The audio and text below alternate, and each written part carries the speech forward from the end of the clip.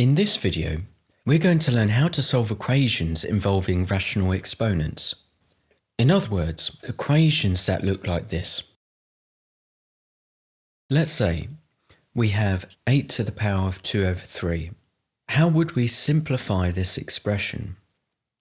Well, the numerator represents the power and the denominator the root. So we could first square 8 to get 64 and then cube root this value.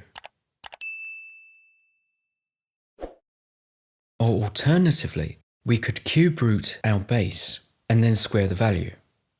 And if you need a refresher on how to manipulate roots and powers, I have a video up in the card that will help you out. So raising a number to a rational exponent is fairly straightforward. But what do we do when we have an equation where an unknown variable is raised to a fractional power? We need to find a way to remove the exponent, leaving us with x to the power of 1.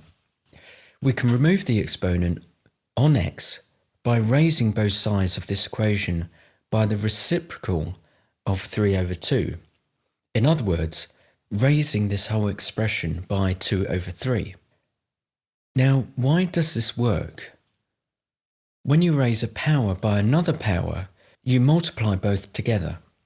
So 3 over 2 multiplied by 2 over 3 leaves us with unity. And we are left with x to the power of 1, or simply x. And remember, whatever operation we perform on one side of the equation, we need to perform the exact same operation on the opposite side, which means that we cube root 125 and then square the value. So our value of x is equal to 25, and we can check our answer by plugging this value into our original equation, and we get our original answer, which is 125. We're going to deal with a slightly more complex equation now. So we have x plus 5 to the power of 3 over 2, and that equals 8. So what is the first step we should take to solve for x? Now you could start in a few different ways, but I would first simplify this equation. I would set x plus 5 equal to some variable like a, and this leaves us with an equation that looks very similar to the previous example. So again, we need to raise both sides of the equation by the reciprocal of our exponent here. So we get a to the power of 3 over 2 multiplied by 2 over 3, which is the reciprocal, and on the right hand side we have 8 to the power of 2 over 3. And we get a is equal to 4. But we need to remember here that we set a equal to x plus 5. So after subtracting 5 from both sides of this equation here, we get a value of minus 1 for x. The next equation will involve us doing some factoring and using the zero factor theorem. So with this equation, we need to factor out a term here. So how can we do this? So in both terms here, we want the denominators of the exponents to be the same.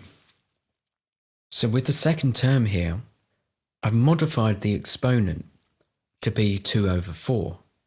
And now we can factor out this second term here from both terms, leaving us with this expression.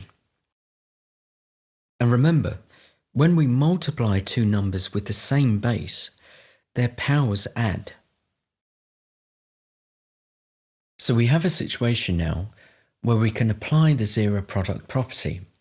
And this simply states that if you have two variables multiplied together and they sum to 0, then either variable would equal 0, or both will equal 0. So we have the square root of x is equal to 0. So when a base raised to any power is equal to 0, then the base is equal to 0.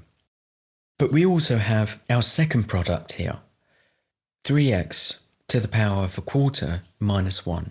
And we can rearrange this equation to make x the subject. And we're left with an equation that's very similar to the ones that we've solved before. So again, we take the reciprocal of the exponent here on the x variable and apply that to the right hand side of the equation. So our value of x here is equal to 1 over 81. So our last example looks like this. So how can we solve this equation? Maybe we can convert this into a quadratic equation and factor it to find two values of x. So how can we do this?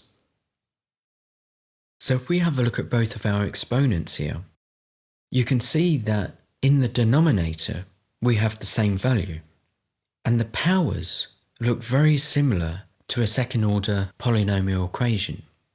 So if we set y equals to x to the power of a third and rewrite our equation like so, we get a quadratic equation. Now we find that our determinant here is a perfect square, and that means we can factor this quadratic equation. So to factor, we need to find two numbers that multiply to give us 6, but also add together to give us a negative 5. So factors of 6 are 1 times 6 and 2 times 3. Now we have to use the 2 and the 3 here. When we multiply negative 2 by negative 3, we get a positive 6.